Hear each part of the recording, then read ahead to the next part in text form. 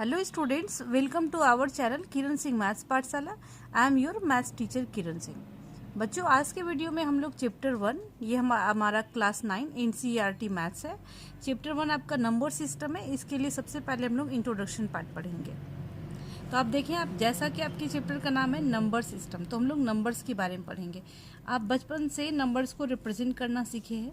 अब देखिए, बीच में हमारे पास जीरो होता है, राइट हैंड साइड में प्लस वाले नंबर्स होते हैं। प्लस का साइन आप दे भी सकते हैं, नहीं भी दे सकते। 1 2 3 4 5 6 ये आपका इन्फिनिटी तक चला जाता है। ये आपका प्लस इन्फिनिटी हो गया। एंड लेफ्ट हैंड साइड में नंबर्स हमारे नेगेटिव नंबर्स होते हैं।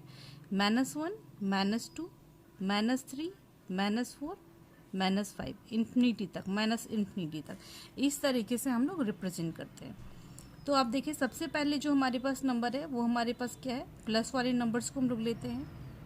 अगर आपको बोला जाए कि आपकी क्लास में कितने स्टूडेंट्स हैं, तो आप कैसे काउंट करेंगे? 1 2 3 4 काउंट करेंगे। तो हमारे पास जितने भी काउंटिंग नंबर्स है उसे हम लोग नेचुरल नंबर बोलते हैं। तो सबसे पहले हमारे पास जो आता है, इस सेट का सबसे पहला जो ग्रुप है वो हमारे पास है नेचुरल नंबर का। हम लोग इसको लिखते हैं natural numbers. And natural numbers को हम लोग कैपिटल एन से रिप्रेजेंट करते हैं। ये हमारे पास हो गया नेचुरल नंबर, कैपिटल एन। तो हम लोग लिखते हैं, ये हमारे पास क्या होता है, all counting numbers, all counting numbers are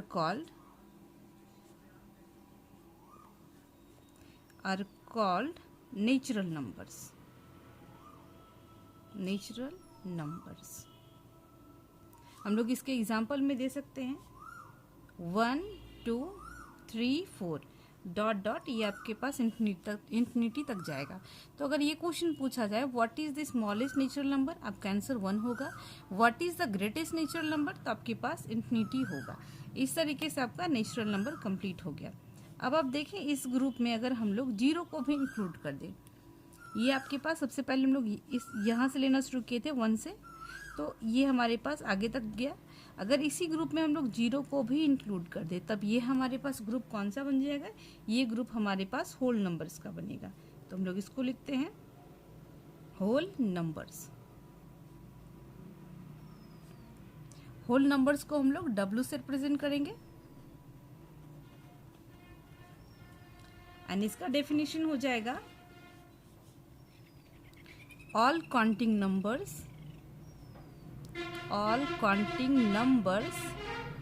including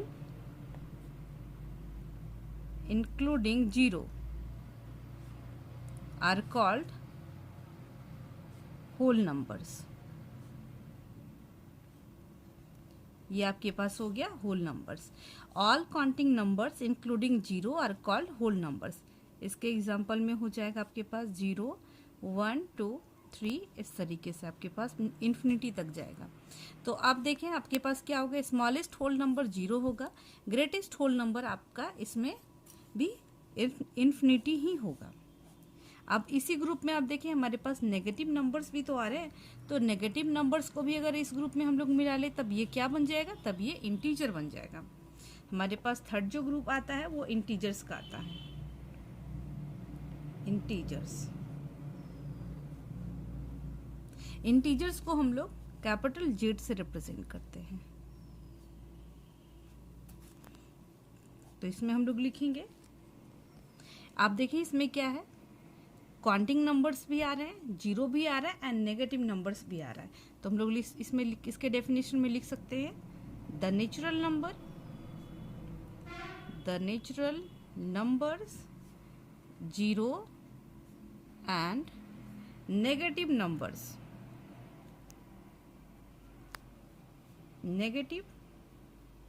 of all natural numbers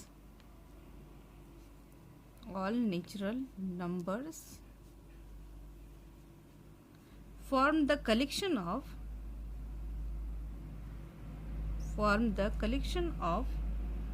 all integers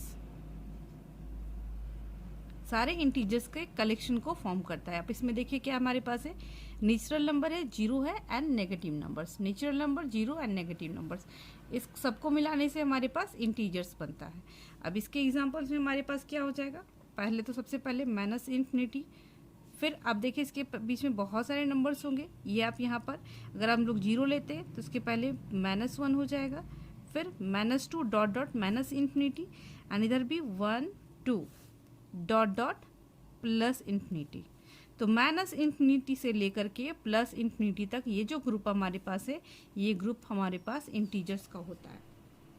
अब इसके बाद देखें आप यहाँ पर देखें नंबर लाइन पे, अब आप इसमें देखें कि 1 और 2 ये हमारे पास नेचुरल नंबर है, इसके बीच में भी तो बहुत सारे नंबर्स होंगे। आप यहाँ पर देख सकते हैं 1 और 2 के बीच में हमारे पास क्या होगा, 0.5 होगा, 0.5 होगा।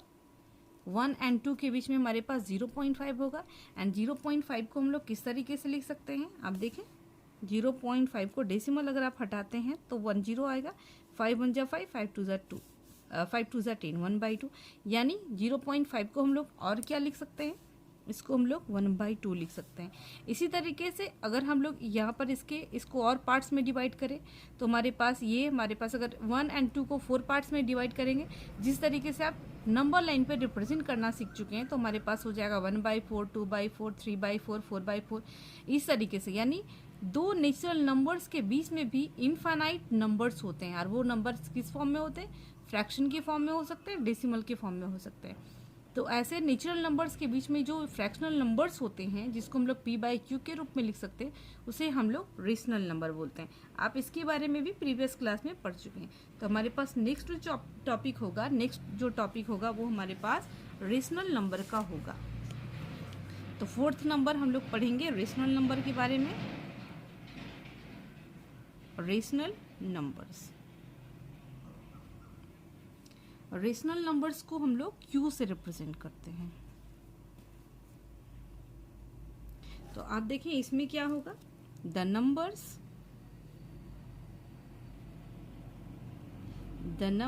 Which can be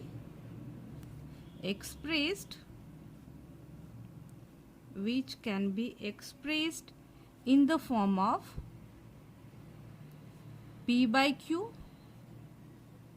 where p and q are integers। p and q क्या होते हैं, इंटीजर्स होते हैं,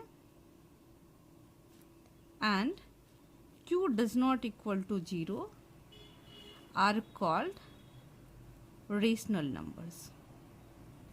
इसे हम लोग क्या बोलेंगे, रेशनल नंबर्स बोलेंगे। इसके डेफिनेशन को आप फिर से देखें, क्या बोल रहा है, the numbers which can be expressed in the form of p/q where p and q are integers and q does not equal to 0 are called rational numbers। इसे हम लोग रेशनल नंबर बोलते हैं। इसके एग्जांपल में भी हम लोग क्या लिख सकते हैं, इसमें आप इंटीजर्स, हमारे पास p and q दोनों क्या होगा, इंटीजर्स होगा। जैसे आप हम लोग 0 लेते हैं तो 0 के नीचे भी 1 लिख सकते हैं। आप देख रहे हैं ये हमारे पास p है, ये q है, तो हमारे पास p भी इंटीजर है, q भी इंटीजर है, तो ये हमारे पास रेशनल नंबर होगा। आप देखें 1/2 भी लिख सकते हैं, 3/4 भी लिख सकते हैं, अगर 5 है तो 5 भी लिख सकते हैं, क्योंकि 5 के अपॉन में आप 1 लिख सकते हैं। ये भी फ्रैक्शन के रूप में आ गया, p/q के रूप में आ गया। आप एक चीज़ नहीं लिख सकते हैं, 1/0 नहीं लिख सकते हैं, क्योंकि 1/0 का मतलब होता है इन्फिनिटी, एंड ये नॉट डिफाइंड, ये अभी तक डिफाइंड नहीं है, इसलिए ये नहीं होगा, यानी ये नहीं होगा, ये आपका कट जाएगा, ये इसका एग्जाम्पल नहीं होगा। लेकिन आपके पास बाकी ये सब सारे नेगेटिव वाले नंबर्स भी होंगे। आप देखिए अगर आप लेना चाहते हैं -2/3, तो ये भी एक रेशनल नंबर होगा। इस तरीके से आई होप आपको रेशनल नंबर अच्छे से समझ में आ गया। अब हमारे पास नेक्स्ट टॉपिक है इरेशनल नंबर्स का। ये देखिए आपके पास इरेशनल नंबर है। अब इरेशनल नंबर क्या होता है, वैसे नंबर जिसको हम p/q के रूप में नहीं लिख सकते। जैसे देखें आप, a number which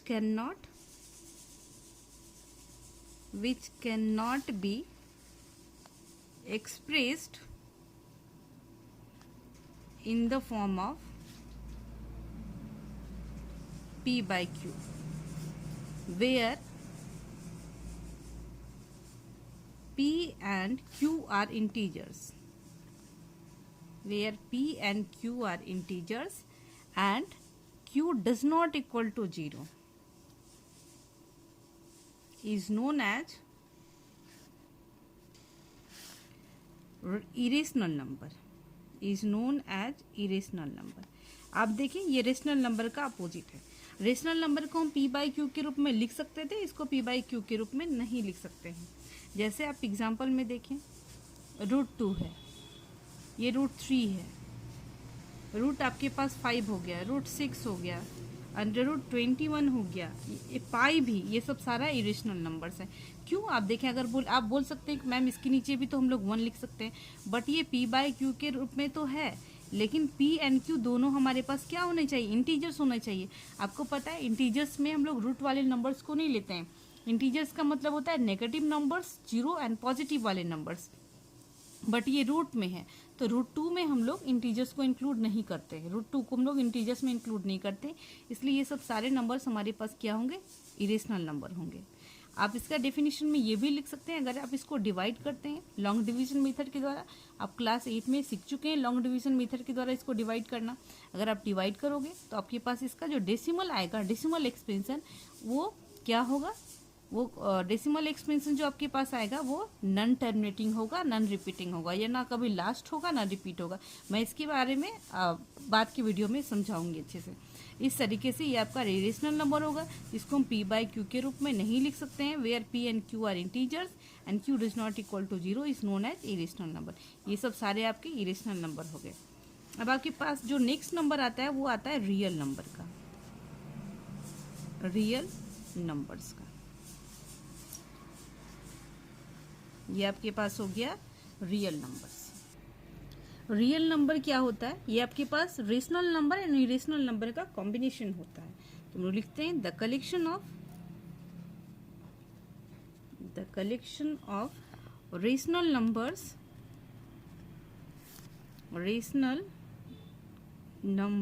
and irrational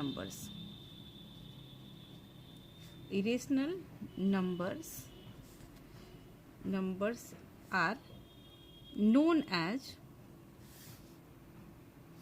real numbers।